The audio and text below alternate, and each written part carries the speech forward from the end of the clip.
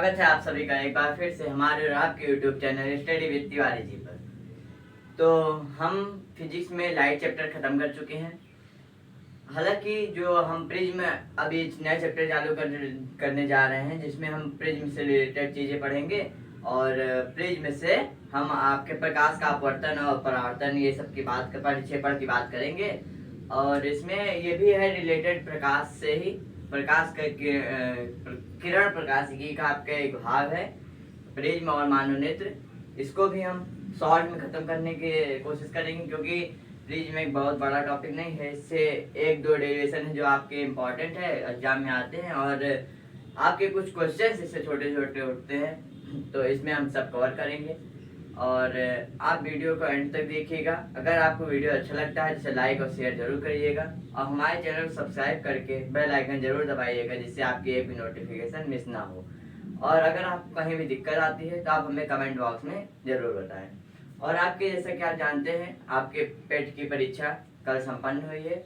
उसके भी आंसर की हमारे टेलीग्राम चैनल पर अपलोड कर दी गई है फर्स्ट शिफ्ट की। सेकंड शिफ्ट की भी हमारी जल्द ही अन्य सर के द्वारा अपलोड कर दी जाएगी।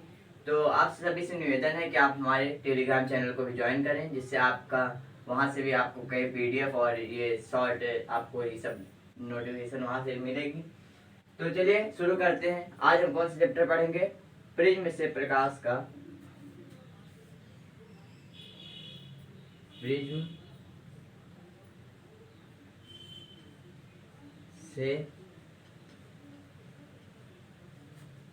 प्रकाश का,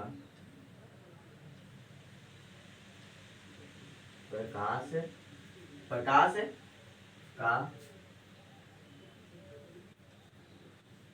अपवर्तन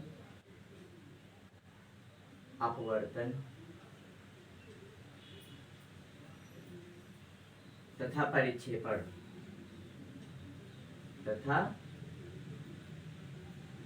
परिक्षेपण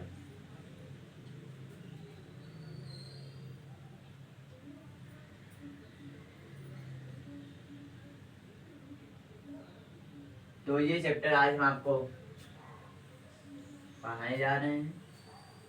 इसकी आप इंग्लिश भी लिख लीजिए, सबकी आप इंग्लिश जरूर लिखा करिए। Refraction of and dispersion of light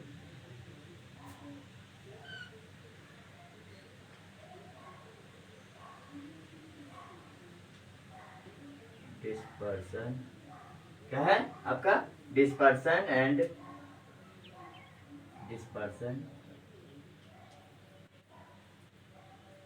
and refraction of light end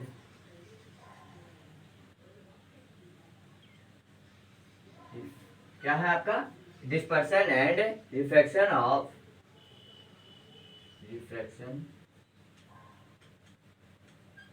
of light through prism,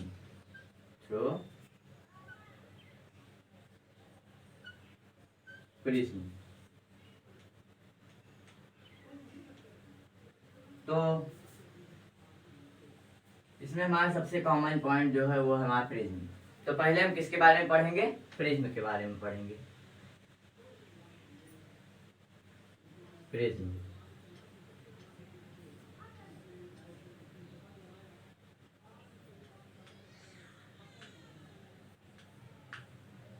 तो प्रिज्म क्या होता है? प्रिज्म कांच का एक ऐसा समांग पारदर्शी माध्यम होता है। कांच का एक ऐसा समांग पारदर्शी माध्यम है जिसमें दो समतल पृष्ठ किसी कोण पर एक दूसरे से जुड़े होते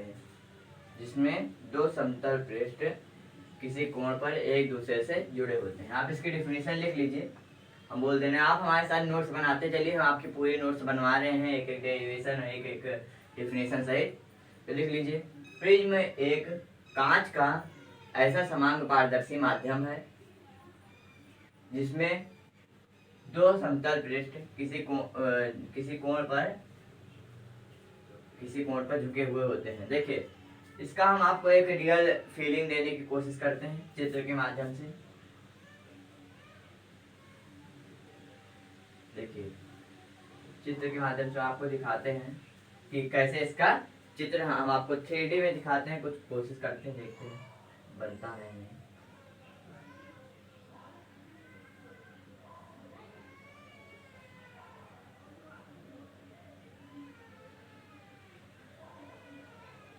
ये देखिए, ये आपका प्रिज्म है।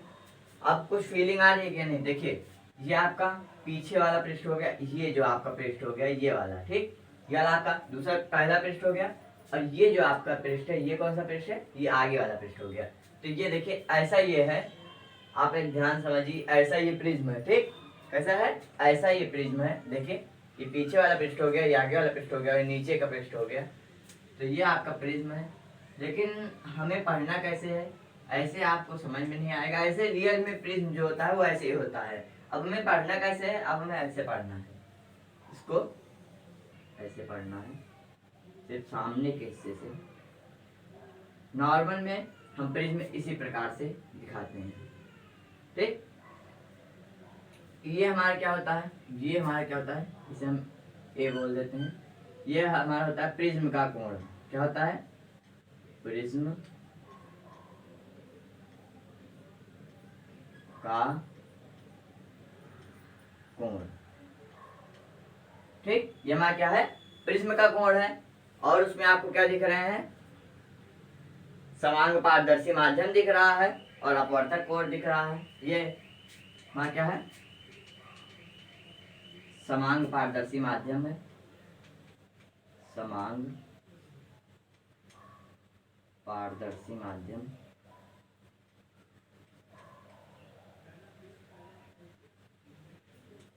माध्यम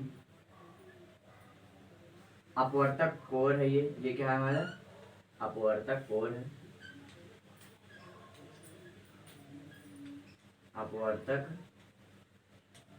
कोण है, ठीक। मैं क्या है? अपवर्तक कोण है। तो ये हमारा प्रिज्म का 3D है, ये हमारा 2D है। हमें पढ़ना नॉर्मल में ऐसे ही होगा, ठीक। अब हम इसमें क्या समझेंगे? और इसमें समझेंगे विचलन कोण क्या होता है। प्रिज्म हमने समझ लिया, अब हम समझेंगे क्या? विचलन कोण।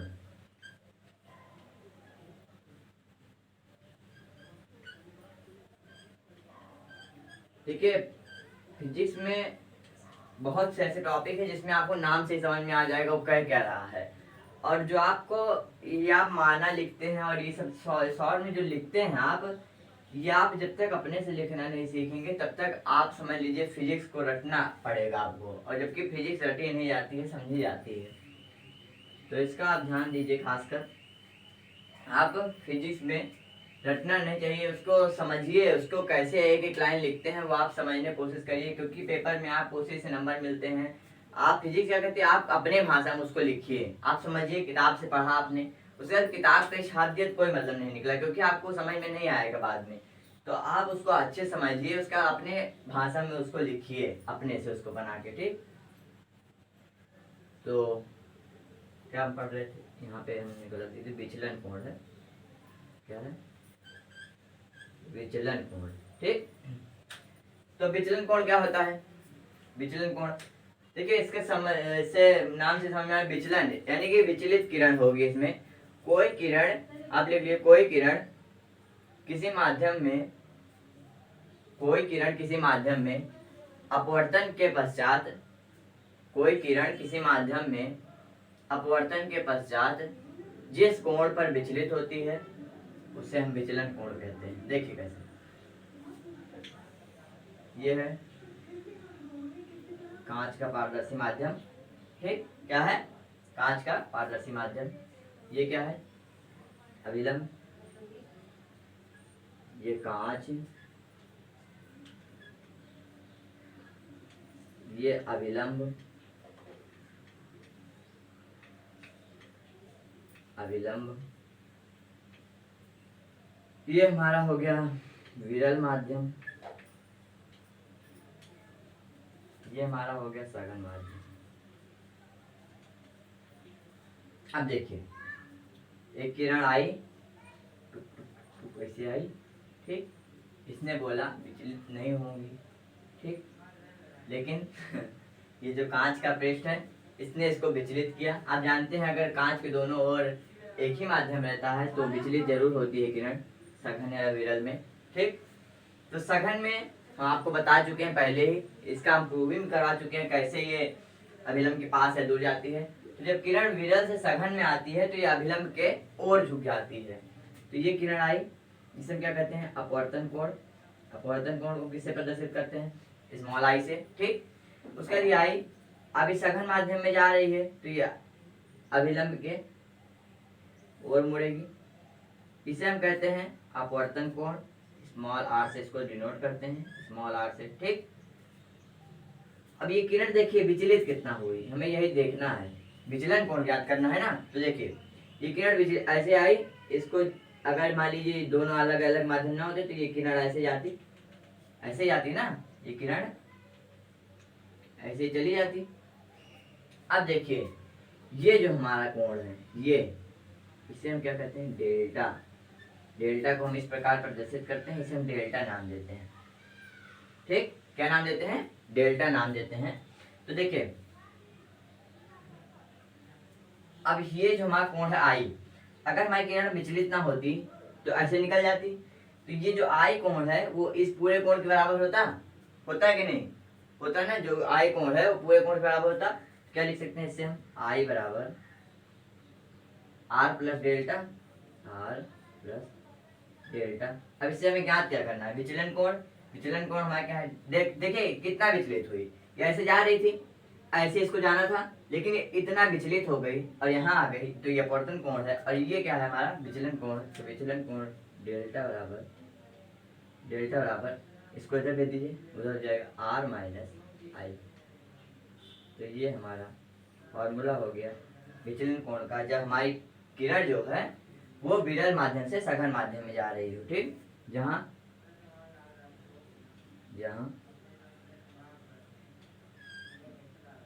डेल्टा बराबर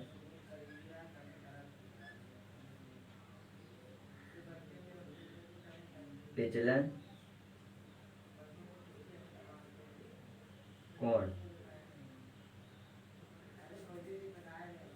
ठीक। अब देखिए और एक फॉर्मूला डिराइव करते हैं, कैसे, जब हमारी किरण सघन से विरल में जा रही हो। अब ये हमारा सघन है और ये क्या है, विरल। ये है कांच,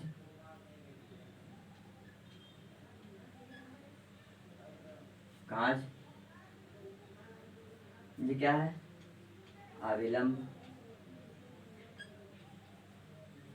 तो आपने अगर हमारे लाइट चैप्टर की, सब लाइट चैप्टर से रिलेटेड है, लाइट चैप्टर अगर आपने मैं नहीं पढ़ा है तो उसके प्लेलिस्ट में जाके आप लाइट चैप्टर का वीडियो देखें, तो उससे आपको ये सब पता चल जाएगा कि दूर कैसे जाती है, विलंब के पास कैसे आती है, सब मैंने बताया है। तो उसको अच्छे से पढ़िए, इसका कूद ना पढ़िए ना, नहीं तो आपको कुछ नहीं समझ में आएगा। सब सीक्वेंस में पढ़ा रहे हैं। अब देखिए फिर किरण आई टुक टुक टुक टुक, ठीक, ये फिर आ गई, ठीक, मानेगी नहीं, बार बार आएगी। ये क्या है, आपतन कोण।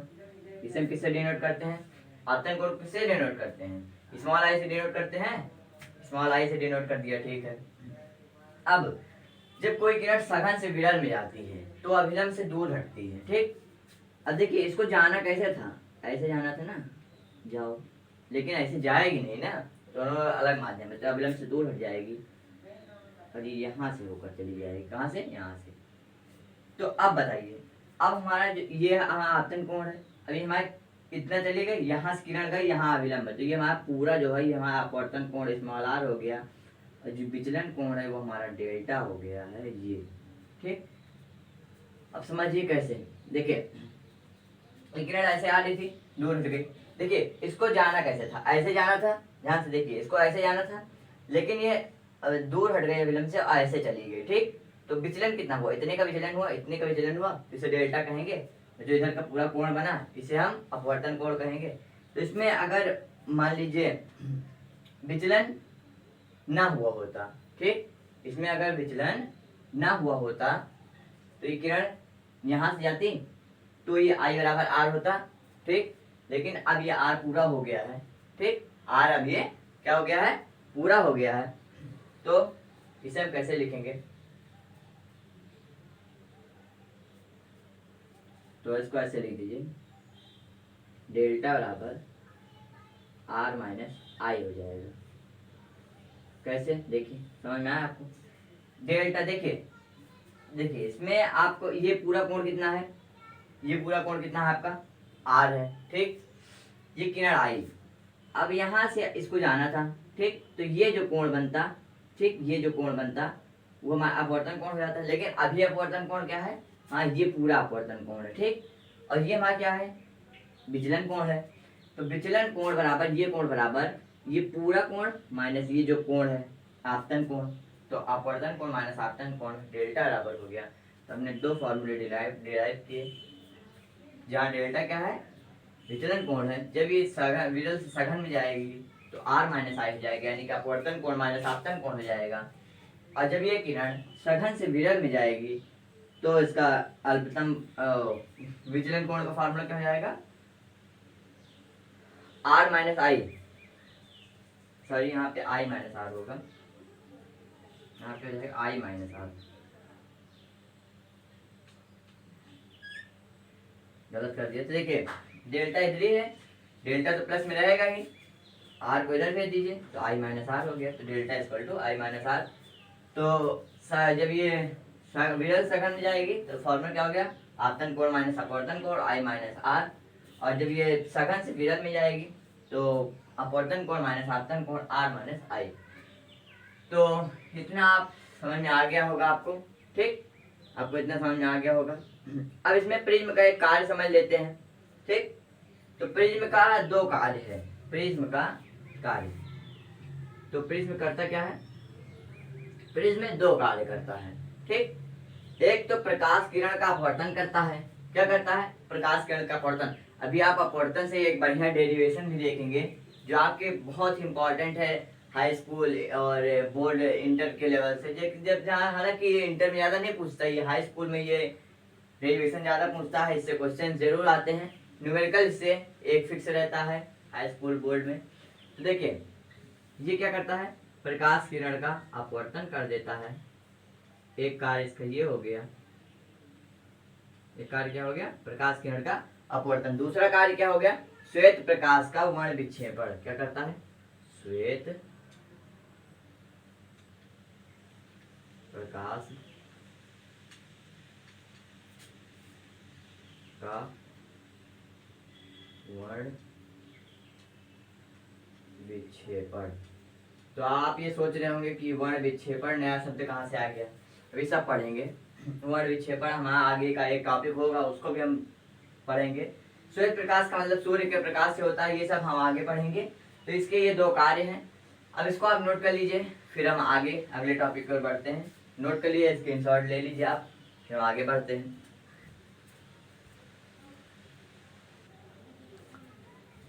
तो चलिए आगे बढ़ते हैं। अब हम एक बहुत ही इंपॉर्टेंट डेरिवेशन करने जा रहे हैं। तो कोई भी आप कहीं भी आपका ध्यान भटका हो वापस ले आइए, ये डेरिवेशन आपका बहुत इंपॉर्टेंट है। प्रिज्म से अपवर्तन का सूत्र। जो 10th के बच्चे हैं वो तो इसको जरूर बहुत ध्यान से देखें, उनसे न्यूमेरिकल भी आ सकता है, डेरिवेशन भी आ सकता है, कुछ भी आ सकता है, इससे एक क्वेश्चन जरूर आएगा। प्रिज्म से अपवर्तन का सूत्र।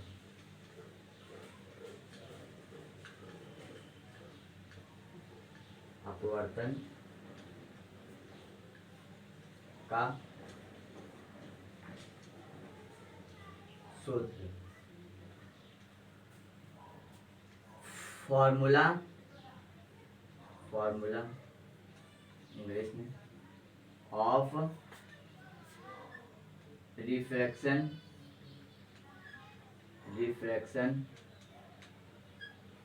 फ्रॉम प्रिज्म,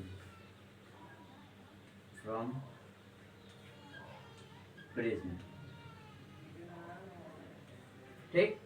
तो ये अब हमें पढ़ना है। तो पहले इसका हम नॉर्मल एक फिगर बनाते हैं, बड़ा सा फिगर बनाते हैं ताकि आपको स्पष्ट समझ में आए। देखिए ये थोड़ा तिरछा बना है,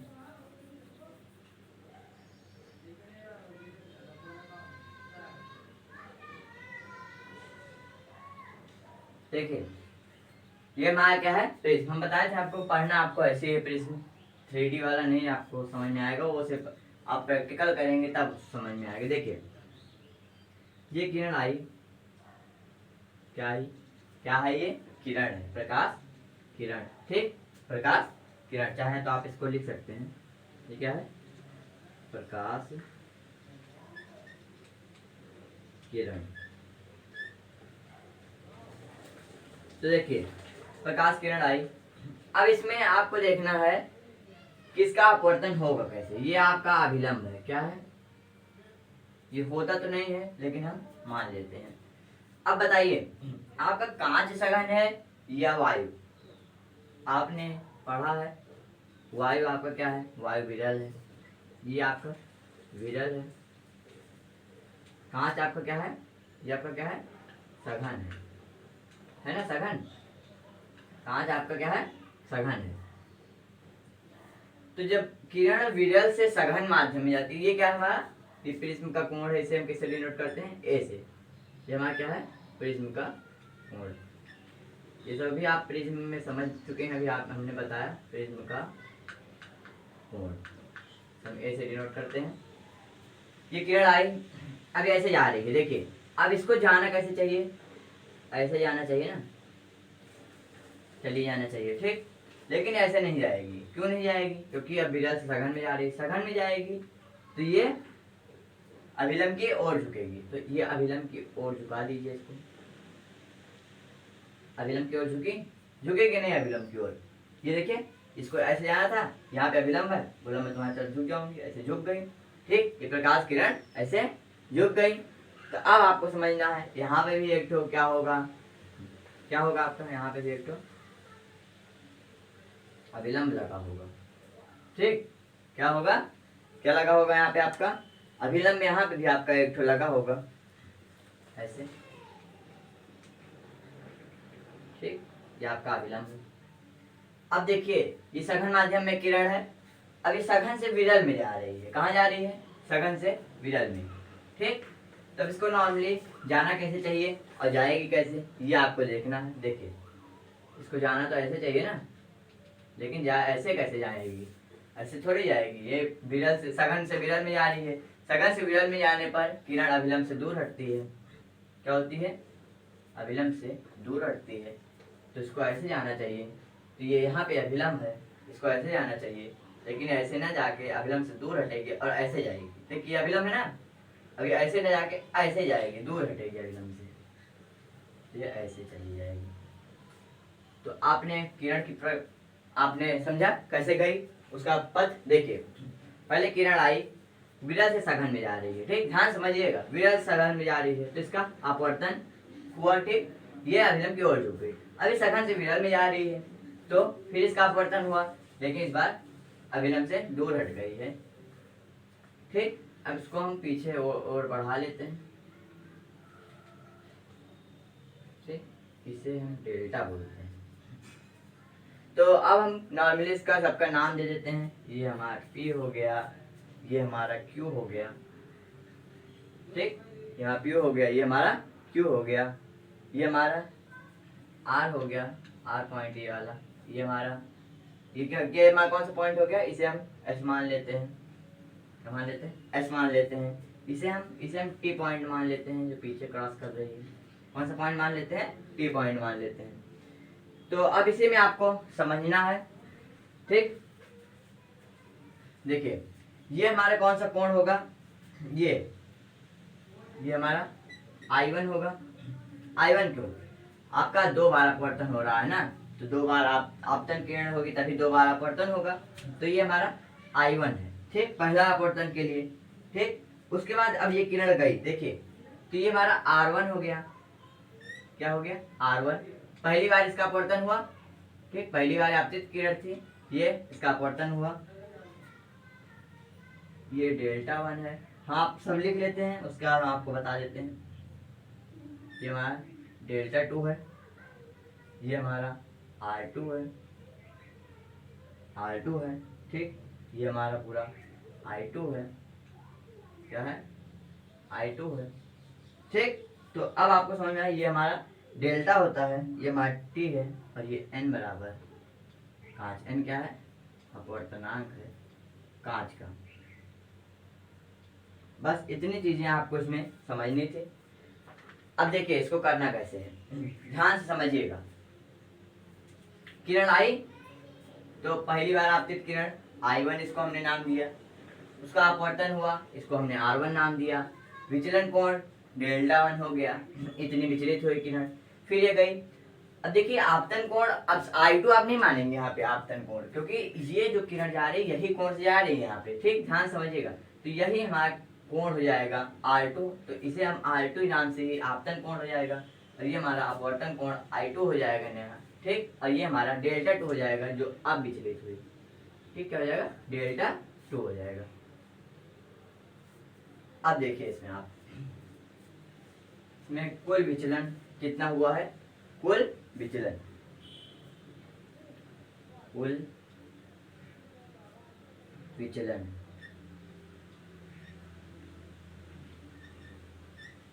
कुल विचलन डेल्टा बराबर डेल्टा 1 प्लस डेल्टा 2। कुल विचलन डेल्टा बराबर डेल्टा 1 प्लस डेल्टा 2 हो गया। अभी हम देखते हैं इसका कैसे हम शानदार उपयोग करेंगे। तो इसमें आप लिख लीजिए, पहले माना लिख लीजिए। माना कोई प्रकाश किरण, माना कोई प्रकाश किरण किसी प्रिज्म जिसका अपवर्तनांक n व कोण यानी कि प्रिज्म का कोण a है के दोनों पृष्ठ से अपवर्तित होती है, ठीक। अब इसमें आप देखिए, ये आपकी किरण गई, इसको ऐसे जाना था, तो इसमें हम क्या लिख सकते हैं? I1 बराबर, अब यहाँ से आप समझना शुरू कर दीजिएगा एक एक स्टेप। I1 बराबर डेल्टा 1 प्लस R1 होगा कि नहीं होगा बताइए आप? I1 बराबर डेल्टा 1 प्लस R1 होगा। ये किरण ऐसे जा रही थी, अपवर्तन ना होता तो ऐसे चली जाती, तो I1 बराबर डेल्टा 1 प्लस R1 हो गया है। तो इसमें आपको कुछ कठिन नहीं लगा होगा। अब हम आगे बात करते हैं, तो डेल्टा 1 की वैल्यू निकाल लेते हैं, डेल्टा 1 की वैल्यू निकाल लेते हैं। अभी में डेल्टा 1 की वैल्यू पुट करनी पड़ेगी। डेल्टा 1 बराबर I1 माइनस R1 आ गया, I1 माइनस R1, तो इसे हम समीकरण 1 मान लेते हैं। अब क्या करेंगे आगे? सिमिलरली हिंदी में इसी प्रकार डेल्टा 2 क्या हो जाएगा? डेल्टा 2 बराबर क्या हो जाएगा? I2 माइनस R2 हो जाएगा। देखिए डेल्टा 2 बराबर I2 पूरा कोण है, ये किरण ऐसे जाई और उसका अपवर्तन तो ऐसे चली जाती, ठीक, ऐसे चली जाती। I2 बराबर डेल्टा 2 प्लस R2 हो जाता, तो डेल्टा 2 बराबर I2 माइनस R2 हो गया है, ठीक, डेल्टा 2 माइनस R2 हो गया है। अब नाउ कुल विचलन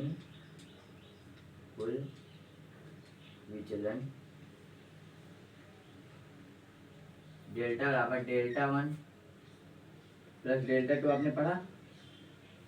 अब वैल्यू पुट कर देते हैं। डेल्टा बराबर डेल्टा 1 की वैल्यू हमने क्या प्राप्त की?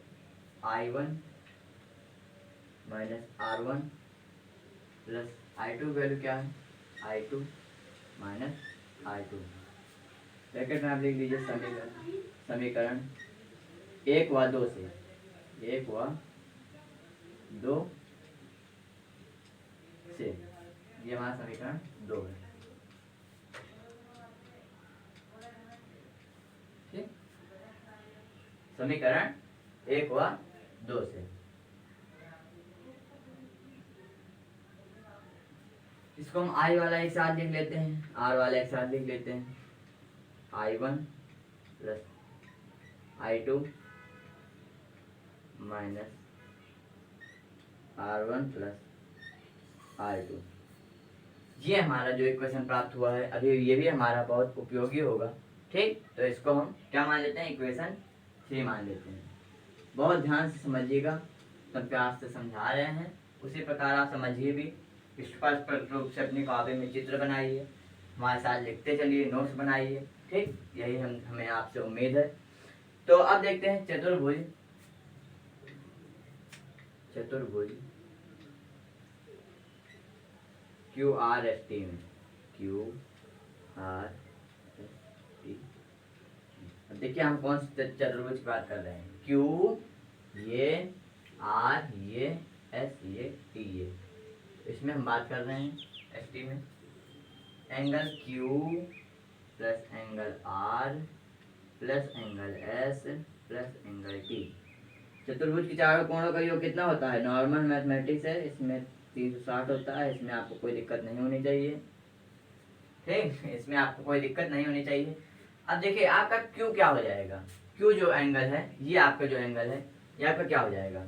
90 हो जाएगा। देखिए कैसे, ये किरण है, ये आपका अभिलंब है, तो किरण से अभिलंब के बीच आप जानते हैं कितना कोण होता है? 90 होता है। वैल्यू पुट करते चलिए बस। प्लस R आपका क्या है? प्रिज्म का कोण है A, तो इसे एंगल A लिख लीजिए।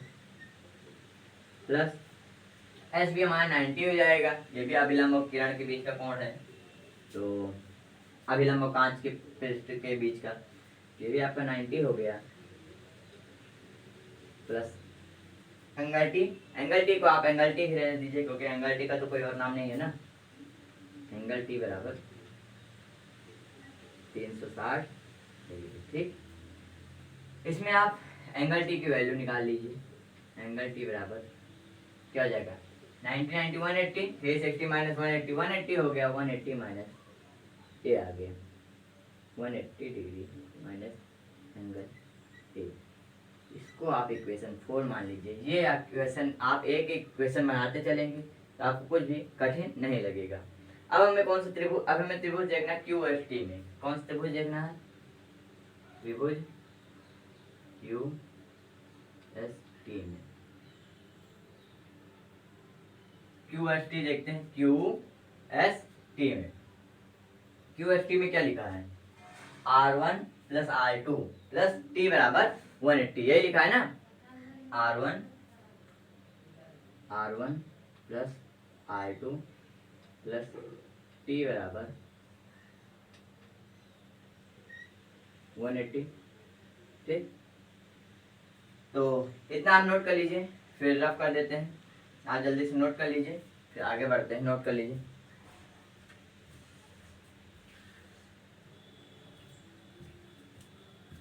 तो आगे बढ़ते हैं,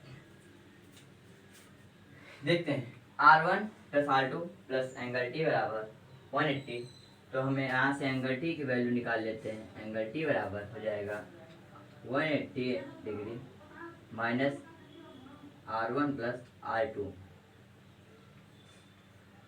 ये हमारा समीकरण 5 हो गया। इक्वेशन 5 मान लेते हैं इसे, इक्वेशन 5 मान लेते हैं इसे। अब देखिए एंगल T दोनों को हम बराबर रख सकते हैं, दोनों एंगल T ही है ना। इसी कोण के, इसी हमारे चित्र के एंगल T है ना। तो इक्वेशन 4 व 5, समीकरण 4 व 5 से इसको बराबर रख लीजिए। तो 180 degree minus R1 plus R2 बराबर 180 माइनस एंगल A। 180 से 180 हमारा कट गया, माइनस से माइनस कट गया, तो एंगल A बराबर हमारा क्या आ गया? एंगल A बराबर आ गया R1 plus R2। Angle A बराबर हमारा क्या आ गया? R1 plus R2। तो इसे हम समीकरण 6 मान लेते हैं। क्या मान लेते हैं? समीकरण 6। तो इसमें आप जान रहे हैं समीकरण आपके बहुत बन रहे हैं। तो देखिए आगे देखते हैं। अल्पतम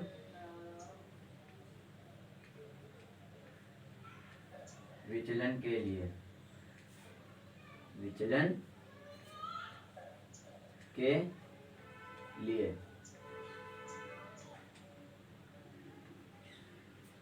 तो अल्पतम विचलन के लिए क्या होगा? I1 बराबर I1 बराबर I2 बराबर I हो जाएगा, और R1 बराबर R2 बराबर R हो जाएगा, ठीक। ये हम मान लेंगे अल्पतम विचलन के लिए। ये हो जाएगा हमारा सूत्र, इसे हमने माना, ठीक। इसने माना हमने I1 बराबर I2 बराबर I है, और R1 बराबर R2 बराबर R है। यहाँ वैल्यू पुट कर देते हैं समीकरण 6 में। क्या हो जाएगा, एंगल ए बराबर R1 प्लस R2, दोनों R1 बराबर भी R है, R2 बराबर भी R है, तो R प्लस R2 R हो गया। R प्लस R क्या हो गया, R प्लस R क्या हो गया, 2R हो गया। तो इसी से हम R बराबर क्या निकाल लिया हमने, R बराबर A/2। ये अभी हमारा काम आएगा अच्छे से, ठीक। R की वैल्यू अभी हमारी आगे काम आएगी। तो इतना आप नोट कर लीजिए, फिर आगे बढ़ते हैं, नोट कर लें।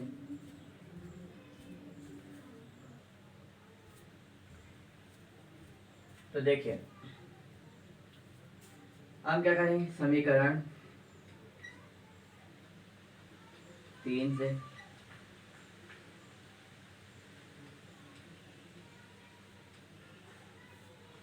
आपने कॉपी में समीकरण अपना नोट किया होगा। हमने मान निकाला था डेल्टा बराबर I1 plus I2 minus R1 plus R2, ये हमने अभी इक्वेशन निकाला था।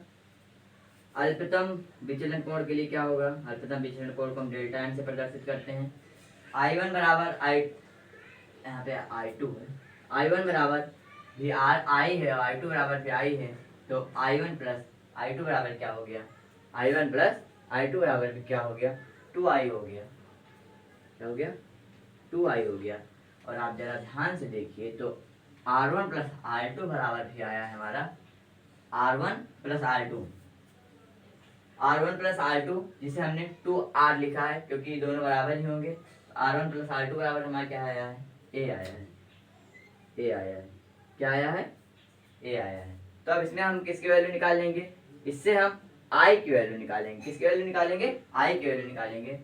तो I बराबर हमारा क्या आ जाएगा, इसको इधर भेज दीजिए, तो I बराबर आ जाएगा A plus delta M upon पूरे का, ये हमारा I की वैल्यू निकल आई। अब आप ध्यान से देख रहे होंगे I और आपकी R की वैल्यू निकल आई है। तो आप बहुत ही एक सरल पद बचा है जो आपने पढ़ा है, स्नेल चर्चक के बारे में आपने पढ़ा होगा, स्नेल के नियम से। तो स्नेल का नियम क्या कहता है कि आपतन कोण की जा तथा अपवर्तन कोण की जा का अनुपात एक नियतांक होता है। इसे हम अपवर्तन से अपवर्तनांक से दिखाते हैं, sine I by sine R बराबर अपवर्तनांक। तो यहाँ पे अपवर्तनांक किसी के सापेक्ष, वायु के सापेक्ष होगा, कांच का अपवर्तनांक, वायु के सापेक्ष कांच का अपवर्तनांक होगा, तो वायु का अपवर्तनांक, वायु के सापेक्ष किसी चीज का अपवर्तनांक रहता है तो उसे सिर्फ कांच का अपवर्तनांक n से डिनोट करेंगे। साइन I बराबर sine I by sine R बराबर साइन R बराबर n हो गया, sine I by sine R बराबर n हो गया। अब नॉर्मली इसकी वैल्यू रख देंगे और हमें वैल्यू प्राप्त हो जाएगी। n बराबर क्या हो जाएगा हमारा फार्मूला, साइन I की जगह A plus delta m by 2 हो जाएगा बटे साइन R की वैल्यू, साइन R की जगह क्या हो जाएगा, R की जगह हो जाएगा A बाई 2। तो ये आपका फॉर्मूला डिराइव हो चुका है। देखिए अगर आप इक्वेशन देखेंगे कि कितनी ढेर सारी इक्वेशन बनी इस डेरिवेशन में, तो कोई मतलब नहीं है, कितना बड़ा फॉर्मूला है कोई मतलब नहीं है। फिजिक्स कहती है रटो मत समझो, ठीक। तो अगर आप इसको ध्यान से समझेंगे तो इसमें कोई इक्वेशन मायने नहीं रखता। इक्वेशन तो हम इसलिए बनाते हैं ना ताकि उसका उपयोग करते समय उसको लिख सकें कि किस समीकरण से कहाँ से आया, इसीलिए समीकरण बनाते हैं ना। समीकरण ज्यादा देख के आप डरिए ना, फॉर्मूला भी आपका रटना नहीं पड़ेगा, आप इसको तुरंत डिराइव कर लेंगे। और इसको अगर आपने अच्छे समझा है तो आप कभी भी भूलेंगे नहीं। अपने से एक बार करके देखिए, एक बार हमारे साथ कर लीजिए, नोट्स में आप नोट कर लीजिए, उसका एक बार आप इसको रफ कॉपी में अलग से करके देखिए अच्छे से। अगर आपका आता है तो ठीक है, नहीं आता है तो फिर से आप देखिए। अगर आप कहीं भी दिक्कत आती है तो आप हमें कमेंट बॉक्स में ज़रूर बताएं। तो आज के लिए इतना ही। फिर इसका एक और वीडियो आएगा, उसमें हम इसको चैप्टर को आगे लेके चलेंगे, प्रिज्म के चैप्टर को। अब इसमें और चीज़ें थोड़ी सी बची हैं, उसको भी हम आगे के चैप्टर में बताएंगे। कोई भी आपको दिक्कत है तो आप हमें कमेंट बॉक्स में ज़रूर बताएं, और हमारे चैनल को सब्सक्राइब करें और वीडियो को लाइक और शेयर ज़रूर करें। फिर मिलेंगे आपसे अगले वीडियो में, तब तक के लिए धन्यवाद।